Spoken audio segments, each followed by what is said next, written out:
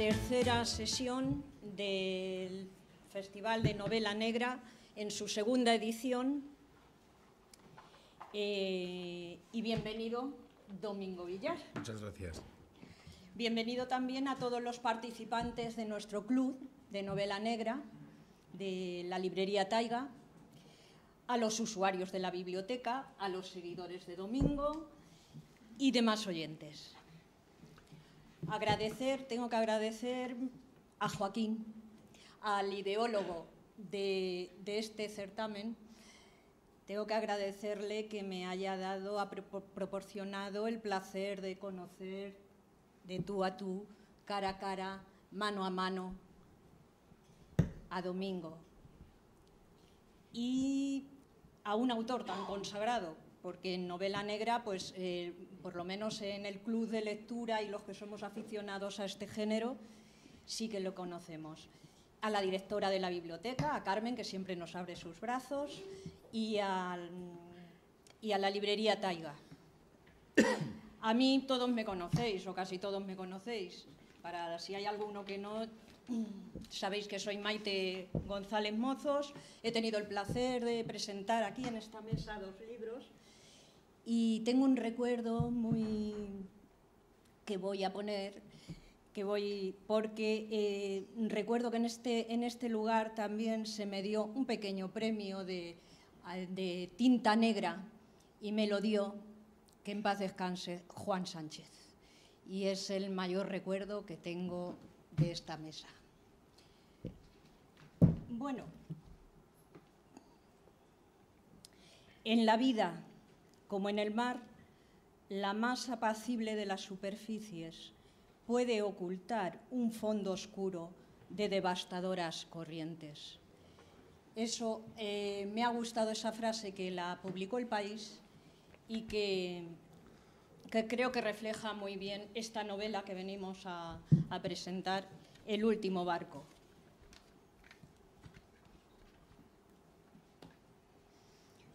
Como es sabido por la mayoría de los presentes, el autor es de la trilogía, bueno, serie, no sé cómo, del inspector Leo Caldas. Tiene su anterior novela, que es La playa de los ahogados, la primera, que fueron Ojos de agua, y estamos con la tercera, que además se ha traducido, pues, a 15 idiomas y para quien no conozca al autor, ha cosechado numerosos premios nacionales e internacionales, 2 veces el Nobel Paul. Y bueno, no voy a extenderme sobre todos tus premios, Domingo. También ha sido finalista de prestigiosos premios internacionales en Reino Unido, en Francia y en la Academia Sueca de Novela Negra. 8 años, confesados por el autor, le ha llevado tejer, destejer la madeja de este libro. 700 y pico páginas, que pese a su extensión he de confesar que se lee fluidamente.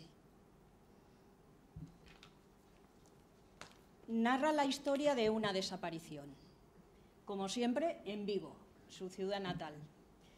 146 capítulos, escritos en tercera persona, dirigidos por un narrador omnisciente que nos hace partícipes de sus personajes, construidos y perfilados con la maestría de un dramaturgo. Su trama y sus tramas van desarrollándose a través de los diálogos. Así vamos conociendo a los personajes y hace partícipe al lector de los personajes, de una trama tranquila que se desarrolla en capítulos cortos, de acción contenida, salvo en el final, claro. Cada capítulo lo encabeza una palabra, la definición de una palabra. Esa palabra está contenida en el capítulo.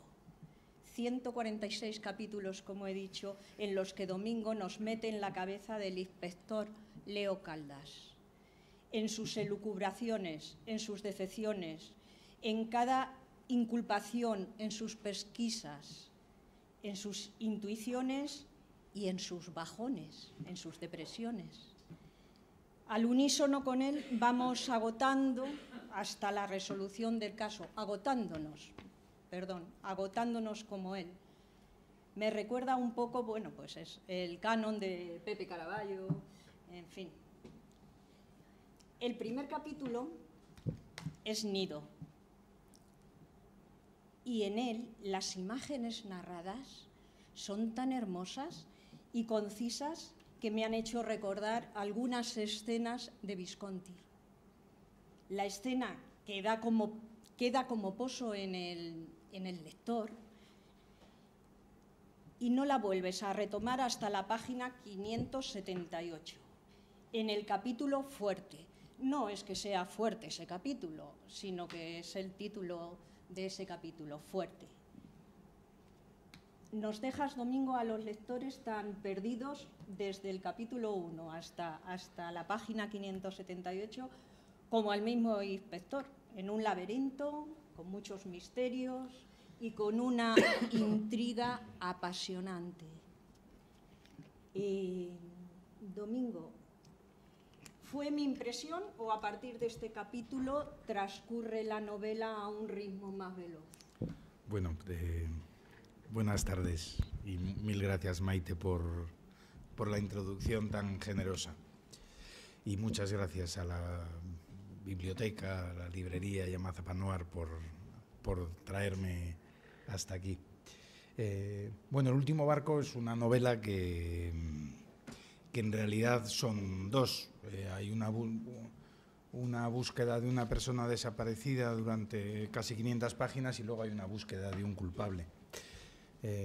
Lo que no sé si hago flaco favor al posible lector si le desgrano demasiado de lo que sucede en las páginas, pero sí es verdad que que las etapas primeras, que son extensas, avanzan a un ritmo más lento y después se desencadena la tempestad.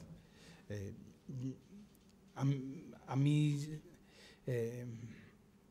bueno, como autor me gusta, o sea, tiene un ritmo lento la novela, que es un ritmo premeditado, el ritmo de olas de mar y que me permite mirar a los lados. Y muchas veces cuando escribes un libro y piensas después cómo será ese viaje cuando vayas acompañado de un lector, pues yo me imagino encima de una piragua y primero hay que acumular el terreno porque no existe la montaña por la que desciende el río y tienes que construirla y tienes que llenarla de, bueno, hacer todo el terreno de aluvión y llenarlo de piedras y llenarlo de cosas y darle altura y después empezar a deslizar al lector a través de toda esa información que le has ido dando. Y hay momentos en los que hay espacio y tiempo y un ritmo que permite mirar a los lados y observar cómo es el mundo, cómo es un lugar pequeño, que al final es una forma de hablar de todos los lugares pequeños. Y hay ocasiones en las que el ritmo se desboca y el río se enrabieta y solamente puedes decirle al lector, ahora agárrate que vamos. Y así me lo imagino yo, pero en fin, seguro que son cosas mías. No, ese es el ritmo veloz del que yo hablaba en los últimos capítulos, sin duda.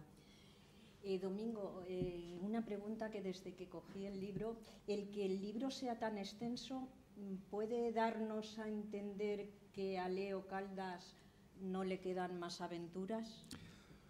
No, que el libro sea tan extenso responde a que es extensa la historia que narra y es una historia amplia con una panoplia de personajes diversos y extensos y me parecía que era el ritmo que necesitaba para contarlo. En estos 10 años que han transcurrido entre la publicación de La playa de los Aguados y la publicación del último barco, hubo un tiempo en el que tuve un manuscrito terminado de 500 y pico páginas que narraba la misma historia, se articulaba alrededor de la búsqueda de Mónica Andrade, que es esta mujer que huyó de dos maneras. Por un lado abandonó una ciudad y se marchó a una lengua verde de tierra al otro lado de la ría, y por otra parte dejó atrás un trabajo convencional para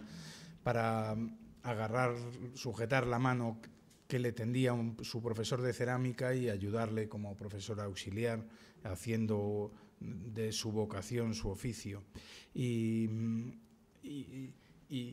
bueno, y me parecía que este era el ritmo que tenía que tomar era más o menos este. Hubo una novela de 500 páginas, tenía título, se iba a llamar Cruces de Piedra, tenía ISBN, que es la matrícula que se pone a los libros, tenía precio, tenía una cubierta que incluso apareció en preventa en algunos lados, pero bueno, releyendo el libro me daba cuenta de que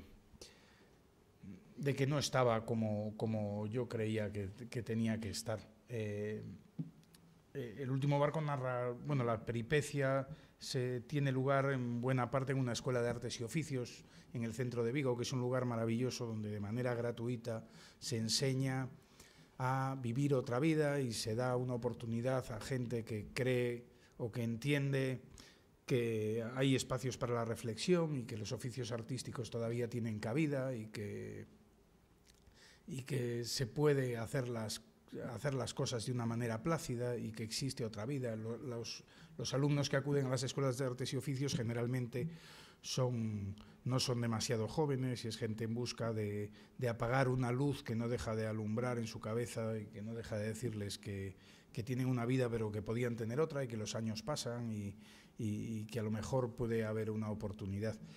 Y en ella he convivido con ceramistas, con orfebres, con luthiers, y me daba cuenta de que todos los oficios artesanos que allí se desarrollan tienen que ver con el mío enormemente. Mi trabajo no es el de un intelectual, yo no pretendo trascender, yo no pretendo moralizar, pretendo, como hace el luthier, escoger bien la madera, que es un lugar en el que desarrollar una historia y unos personajes, igual que él elige pues el pinotea y el arce y el ébano, pues yo voy eligiendo unos personajes y otros y una población y un lugar y un sitio donde orillar la historia. Y después los dos tenemos la misma receta para nuestro oficio, que es tiempo y cariño, y no existe otro. Y los dos tenemos un riesgo, además, y es que el luthier ha podido elegir bien la madera para hacer la guitarra, ha podido dedicarle todo el cariño, dedicarle todo el esfuerzo, y a la hora de encordarla puede alguien rasgar las cuerdas y esa guitarra puede no sonar bien. Y si no suena bien, hay varias alternativas. Una de ellas es intentar pulirla y arreglarla, otra es entregársela a un músico y confiar en que no note y atender esas voces que a mí me decían que todo el mundo tiene una novela fallida y que no pasa nada y que tal. Y hay otra posibilidad más honesta, que es aprovechar los pasajes válidos, igual que él podría aprovechar pues algunas piezas de madera que pudiesen servir y volver a empezar desde cero. Yo además tuve una peripecia vital así dramática para mí, pero normal para todo el mundo. Es que falleció mi padre cuando estaba en plena corrección y me encontré con que yo emocionalmente estaba en un lugar distinto del que se encontraba mi libro y decidí volver a empezar. Y por fuera es una novela policíaca, pero por dentro es una novela que habla de la paternidad y de la maternidad y de lo difícil que es ser padre y lo difícil que es ser hijo. Y las relaciones paterno-filiales y materno-filiales van construyendo un parapeto sobre el que se sujeta el libro, y está todo tejido de padres y madres. Y bueno, la misma historia de la búsqueda de Mónica Andrade, que antes se solucionaba en 500 páginas, pues ahora se soluciona en 700, y Caldas estaba en un lugar distinto y ahora está en el lugar ese tan perturbador para un adulto que llega a determinada edad con sus padres vivos, en el que la gente que era tu refugio comienza a ser un motivo de preocupación, y además eso es a veces una pregunta repetida o una caída o una llamada o una confusión, en fin, son pequeñas gotas que suponen bisagras insoslayables en la relación con nuestros padres. Sí, eso lo reflejas muy bien y de esta manera tan artesana, tan tranquila, transcurre la novela. Domingo, hay una crítica social, como en todas las buenas novelas policíacas o digamos negras, y que dejas vislumbrar un descontento con las fatídicas décadas del siglo XX, sí, en las que derruyeron, no solo en Vigo, edificios que quizá se debieran haber conservado. ¿Es tu mirada sensible a la arquitectura, a la estética, o es nostalgia de tiempos pasados? Supongo que un poco de todo, y un poco de rabia al ver antiguos álbumes de fotos con la fisonomía de una ciudad y encontrarte que el racionalismo y el supuesto progreso pues desencadenó una serie de daños irreparables en el aspecto y en el funcionamiento de las ciudades. En el caso de la mía, especialmente dramático, en una ciudad maravillosa, modernista, plantada en un lugar singular, en un monte sobre el mar, donde los celtas habían colocado una población, un castro, y a orillas de una ría maravillosa, pues una ciudad que tenía todo para ser San Sebastián, acabó convertida en Palermo en cosa de 15 años, y sin que nadie levantase la voz, además, porque todo el mundo asumía con naturalidad que el progreso venía por ahí y nadie veía como un drama que se dragasen unos baños de principios del 19, o que se tirase un mercado maravilloso de madera para levantar un edificio anodino de ladrillo y cristal, en fin, pero algo que ha sucedido en muchos lugares. Y bueno, me parece que estamos en el mundo pues 70, 80, 100 años, me parece que amenazan con que estemos 150, y es un tiempo en el que si intervenimos en las cosas que tenemos alrededor, lo justo es no escarallarle el mundo a los que vienen detrás, e intervenir con un poquito de criterio, y eso vale para la pesca intensiva, para en fin, para demasiadas cosas. Sí, no lo he dicho, pero no hace falta. Domingo es gallego, y cuando vas leyendo esta o cualquier novela de Domingo, enseguida lo intuyes. El lector masca la atmósfera de Vigo, intuyes la morriña que tiene el autor por su ciudad.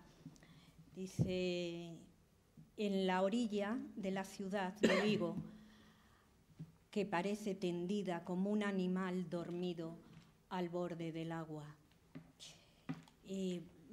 Domingo barre con su mirada Vigo y transmite el amor por su terruño. Retratas los personajes, tratas al protagonista con ese amor de paisano, y reteniendo en los ojos, por ejemplo, una imagen que me impresionó mucho, los mástiles de los veleros alineados. A mí me hizo recordar como un ejército con lanzas, el famoso cuadro de las lanzas que apuntan al cielo gris, de Vigo. Y en las grúas también te detienes la mirada de los astilleros huérfanos de barcos en construcción. En tu ciudad como en la mía, el paro azotó a sus habitantes. Y tú con devoción verdaderamente relatas las páginas, retratas a una sociedad viguesa. ¿Crees poder ambientar alguna novela en otro escenario que no sea Vigo? Bueno, por capacidad creo que sí. Creo que es más un tema de voluntad. Bueno, para mí escribir acerca de mi tierra es hacer un viaje terapéutico. Yo vivo en Madrid, me vine a Madrid a estudiar, o me fui a Madrid a estudiar en el año 89, y salvo 3 años que pasé en mi tierra, pues he vivido ininterrumpidamente en Madrid. Soy lo que Nancho Novo denomina un madrileiro, que somos los gallegos los gallegos en Madrid. Bonita palabra. Pero bueno, cada vez que me siento a escribir hago un viaje emocional a mi tierra, que puedo oír las gaviotas y puedo pisar los suelos de piedra y puedo oler la bajamar. Y es además un reflejo condicionado, es sentarme a escribir y estar de vuelta en mi casa. Es verdad que luego regreso y miro a los lados y a veces digo, joder, me pasé describiendo el escenario, porque el mío no es un retrato topográfico, ni pretende serlo, es la ventaja de escribir desde la distancia. Hemingway decía que hay que escribir de los sitios cuando te has marchado. Él escribió El viejo y el mar cuando ya no estaba en Cuba, se había marchado hacía tiempo de Navarra cuando escribió Fiesta, en fin, así sucesivamente. Se fue yendo de los sitios y escribiendo sobre los lugares que añoraba. Y lo que hago es un viaje emocional y no extremadamente realista. Sí lo es en lo que a mí me afecta, en el puente de emotividad que tiendo hacia mi tierra. Creo que hay dos cosas fundamentales, por lo menos que yo busco en un autor literario cada vez que abro un libro. Uno es que tenga una voz narrativa característica, que me cuente algo desde su punto de vista y cosa que tú consigues. Bueno, por lo menos lo intento, escribir desnudo y mirando adentro. Y otra parte es que haya emoción. Me sucede en Madrid, yo soy de la Asociación de Amigos del Museo del Prado, voy con relativa frecuencia, y en los pasillos del museo siempre hay copistas con una mano maravillosa sentados alrededor de alguna de las grandes obras que allí se exponen, y todos tienen una mano capaz de la mayor de las virguerías. Sin embargo, cuando uno observa de cerca los cuadros de los copistas, nota algo raro en ellos, que generalmente es que la emoción es interpuesta. Y te marchas después a Ámsterdam y entras en el Museo Van Gogh y piensas, ya le hubiera gustado a Van Gogh tener la mano que tiene cualquiera de los copistas. Sin embargo, la emoción se escapa de los cuadros y no es posible no percibirla. Y yo creo que la emoción es la base del relato, y no encuentro otra manera de emocionar a un lector que escribir emocionado. Y a eso me dedico. Unas veces lo consigo y la mayor parte de las veces no. Nos transportas a esa ciudad. A mí tengo que confesar que me han entrado muchas ganas de volver. Me impresionó y me gustó mucho cuando estuve, pero tengo que volver bajo esta óptica. Nos impregna también la bruma que envuelve el horizonte. El rumor de las olas nos acompaña en toda la lectura. Nos invade el penetrante olor a eucalipto, árboles que pueblan las laderas de montes y de la ría, y que ni vikingos ni berberiscos lograron conquistar estas tierras. Y a veces, os aseguro, que leyendo esta novela en mi cómodo sillón he sentido un leve escalofrío producido por un golpe húmedo que me ha traído un fuerte olor a salitre. Así refleja de bien ese ambiente y esa atmósfera. Bueno, tú al principio de la introducción hablabas de premios y de traducciones y tal, y el libro se reedita y está funcionando bien, pero te aseguro que no hay ningún premio mayor que el que yo recibo cuando, por ejemplo, acabo de estar en Vigo, porque soy penitente del Real Club Celta y cada vez que juega suelo acudir a verlo, y si puedo. Y paso por el Eligio, paso por las en las que se desarrolla la novela, y mucho más que la mejor crítica, mucho más que cualquier otra distinción que pudiera recibir, lo que más me enorgullece y lo que más me emociona es saber que hay gente que se acerca a conocer mi tierra siguiendo las huellas de mis personajes, y eso sí que es impagable y es verdaderamente emocionante. Además, personajes que además de, por supuesto, de Leo Caldas, tenemos no puedo dejar de mencionar a su ayudante, el inspector Rafael Estévez, aragonés, grandote del que no nos queda claro si los perros arremeten contra él o es él o se defienden de él. Es un ayudante impulsivo, malhumorado, quizá a causa de su achacosa espalda, y que sigue estando en continua lucha con los titubeos del carácter gallego y de sus ambigüedades meteorológicas. Le produce un mal humor terrible. Yo tengo, de eso tiene un secreto familiar, y es que mi mujer es de Teruel. Oh, entiendo. Es igual que... O sea, en realidad los grandes tópicos suelen esconder verdades rotundas. Y mi mujer me recuerda con femenina recurrencia que soy muy gallego, que no contesto como debo contestar, que me voy por las ramas, etc. Y bueno, y ella es enormemente expeditiva y tal. Yo recuerdo que el tiempo que estuvimos en Galicia, ella se iba al mercado y se llevaba a lo mejor unas navajas. Entonces ella quería saber si le daba tiempo a hacer otros recados o si las tenía que llevar a la nevera. Entonces le preguntaba a la pescadera, ¿y esto cuánto aguanta? Y la pescadera le decía, aún le aguanta. Ya, pero... ¿Cuánto? ¿Pero cuánto? Decía, claro, a la pescadera la puedes crucificar, que no te va a decir en horas. Ella pretendía una fecha de caducidad como el yogur, o una hora de caducidad, y estamos incapacitados. Bueno, ya habéis visto a Rajoy, estamos incapacitados genéticamente para dar ese tipo de respuestas. Hay otros personajes que habitan... Pero bueno, Estévez tiene una ventaja muy grande, y es que... por ejemplo, los que vivimos en un lugar tendemos a no reparar en las cosas, en los detalles, tendemos a incorporar al paisaje común aspectos de la ciudad o costumbres que normalmente no lo son. Y a mí el colocar un personaje foráneo me permite contar cómo es mi tierra y me permite contarlo sin ampulosidad, contarlo sin necesidad de redundancias, con naturalidad. El tipo pregunta lo que no conoce, o se extraña, o se admira por un paisaje, o tal, y así, mientras los demás personajes van cubriendo su curiosidad, pues yo se lo puedo contar al lector, y se lo puedo contar con naturalidad, sin necesidad de descripciones demasiado farragosas. No, desde luego, la novela transcurre así. Hay otros personajes...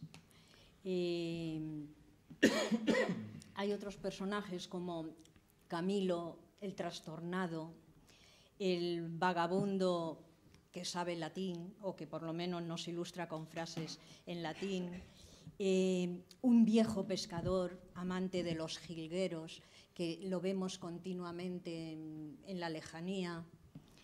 En fin, está poblada de personajes que luego resultan que al terminar la novela declaras que, por ejemplo, dos de ellos son absolutamente reales, como has comentado antes, el luthier de la Escuela de Artes y el profesor de cerámica también de la Escuela de Arte.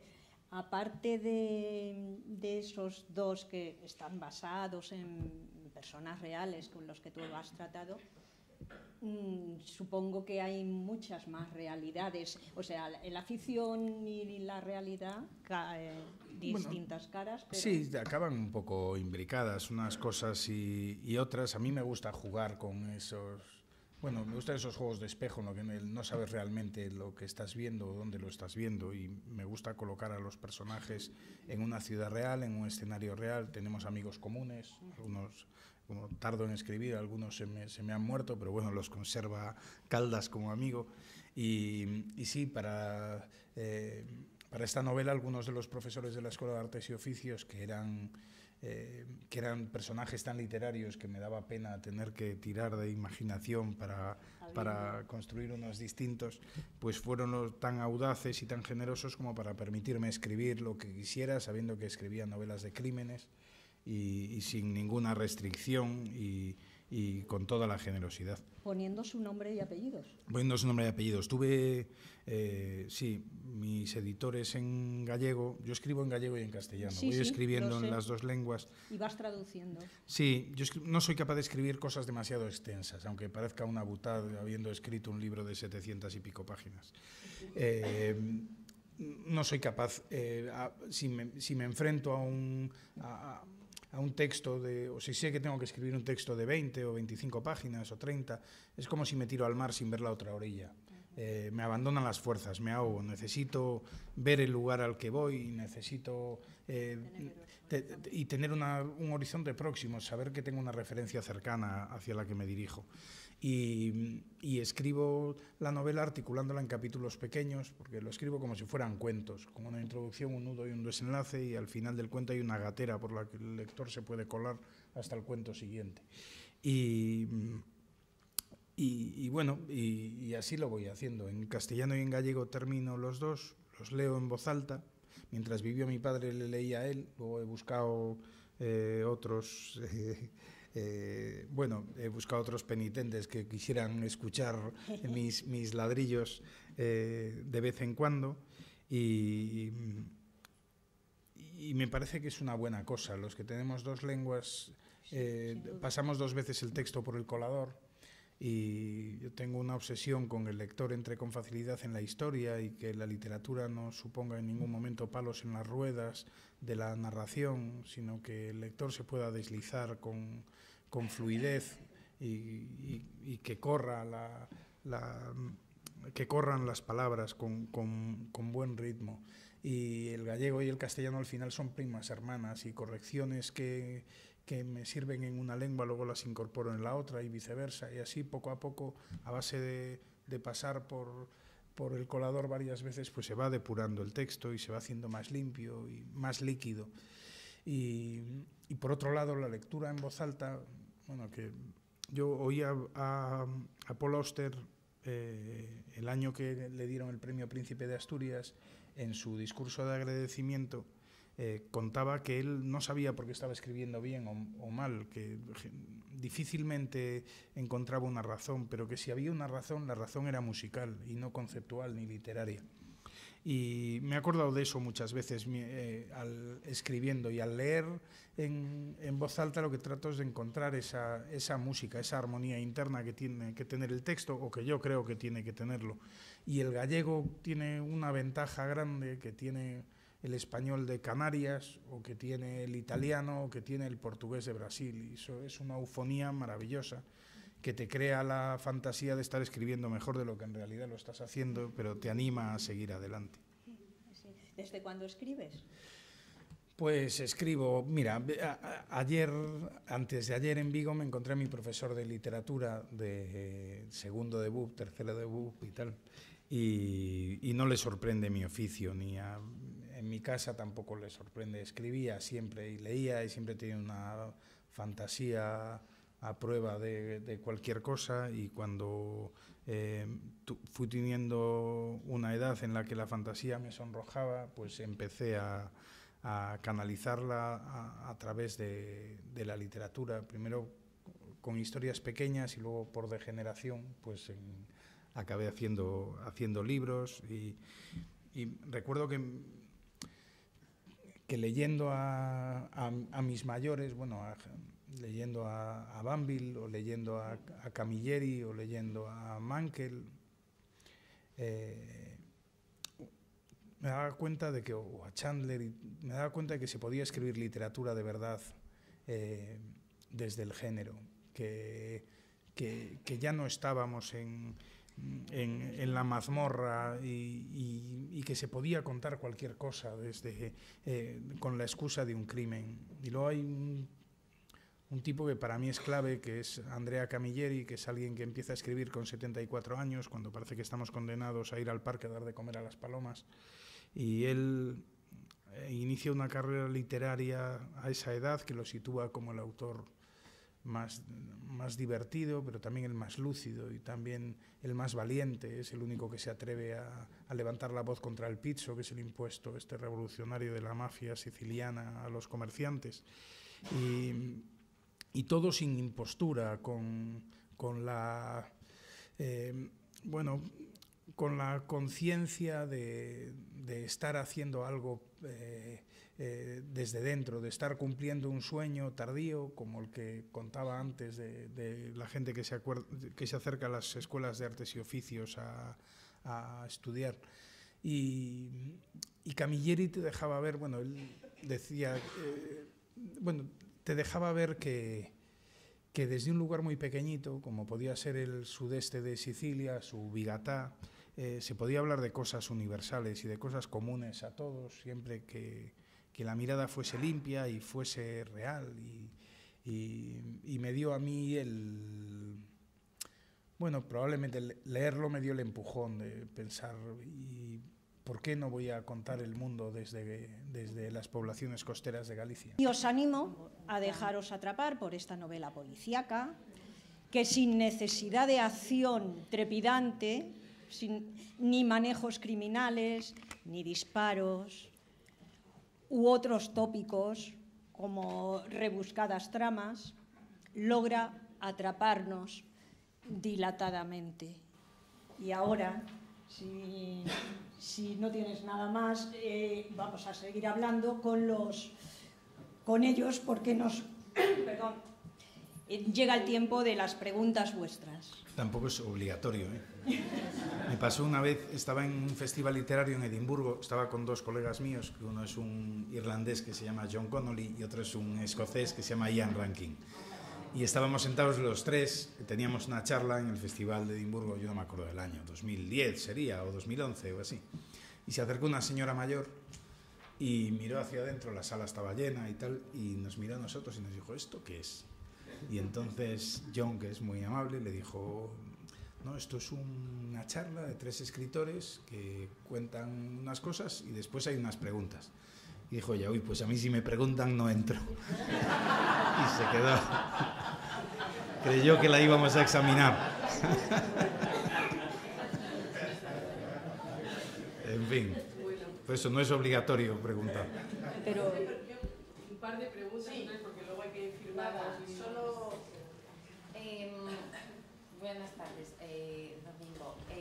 Empezaste con Ojos de Agua, Sí. Que me lo voy a inventar, pero 180 páginas. Sí. ¿Vale? Seguiste con La Playa de los Ahogados. Sí. Y 480. Tenemos El Último Barco, 700. Entonces, la próxima, ¿en qué baremo tenemos? ¿Nos manejamos ¿Dónde en nos 1000? Pues en el que me pida la historia. Bueno, como decía antes, yo no pienso en la distancia larga, pienso en la distancia corta y en avanzar un paso más. Lo bueno que tiene escribir tramas policíacas es que tiene un principio y un final y que está claro. Intentaré que no sea más extenso. No, yo se lo comento porque, bueno, en mi casa no sé si es bueno o malo que tenga 700 o que tenga 180. No sé qué es mejor. A mi madre le pareció muy malo, porque cuando yo me lo leí, se lo pasé, se lo llevé a casa, se lo llevé a Madrid y le dije, mira mamá, la última de Domingo Villar, que llevábamos 10 años esperando todos en la familia, y dijo, esto no lo puedo leer en la cama, Almudena, porque esto me pesa mucho. Este hombre ha hecho 700 páginas y luego me llamó al día siguiente y me dijo, es muy amena, me hunde mucho, creo que la voy a leer bien. Entonces digo, bueno, pues ya le diré yo que depende. Eso es lo que debía decir yo, que soy el gallego. Me vino una vez un señor a que le firmara el libro y lo traía en 3. Lo había desintegrado porque decía que le pesaba mucho. Sí. Que conste que el libro tenía 800 y pico páginas y está falseado. Tiene una línea de más y la caja un poco más abierta para que tuviera solo 712. Sí. Sí. Bueno, buenas tardes. Hola. José Ramírez, pertenezco al Club de Novela Negra. Ajá. Y tengo muy buen recuerdo de tu novela porque cuando en el año 2012 yo me incorporé al club, la primera que leí fue la de La Playa de los Ahogados. Sí. Y también acaba de nombrar a otro gran autor que también el segundo libro que leí pues fue de John Connolly. Sí. Entonces, quería preguntar preguntarte, bueno, ya he entendido un poquito, de esta me he leído unas 200 páginas o más. Bueno, ya he entendido que me ha abierto los ojos el hecho de que tú dices que te cuesta llegar a la otra orilla, los capítulos son muy cortitos, están hechos efectivamente como escenas, con una introducción, un desenlace, una salidita. Te quería preguntar, ¿qué porcentaje? Bueno, quiero animar al público, a los que les gusten las novelas con diálogos. Son 200 páginas para hacer un recorrido de uno que está preguntando uno a uno, tal. Entonces tiene que hablar.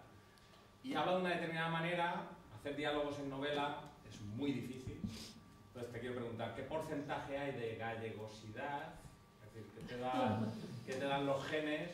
Y qué te da, yo creo que un trabajo duro para hacer esos diálogos. Yo creo que merecen, es una de las cosas que merecen mucho la pena de esta novela, porque claro, tienes que mantener un ritmo muy lento, lo mantienes con mucho diálogo, porque te va investigando, preguntando a uno y a otro y a otro. Pues mira, los diálogos yo llevo desde el año 89 viviendo en Madrid. Tengo el oído mucho más fino en español que en gallego. El gallego se me quedó en el año 89.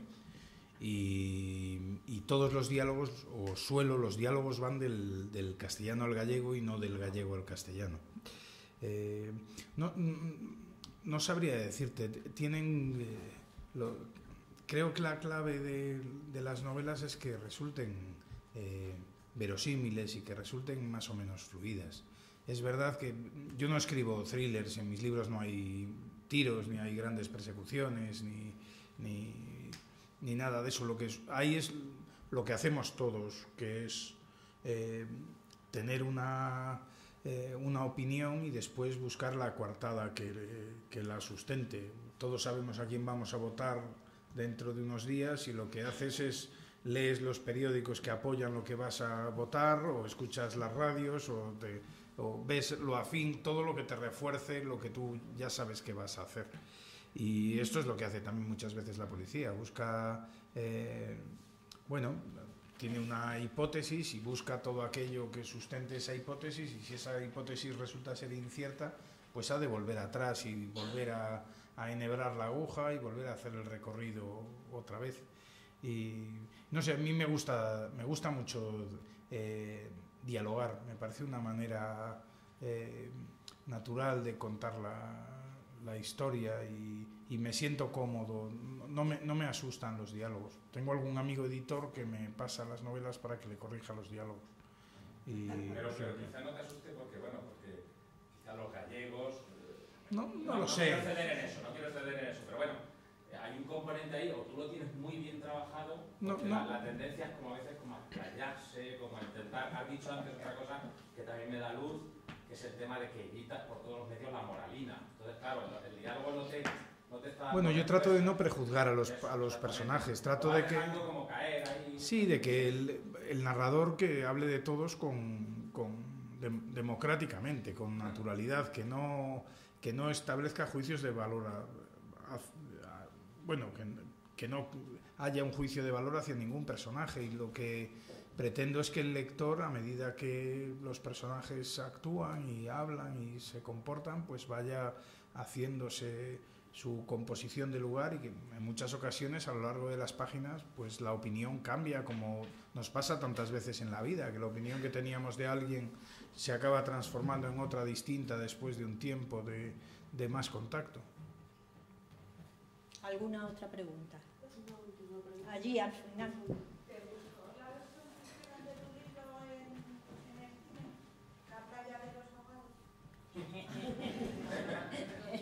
Me están grabando.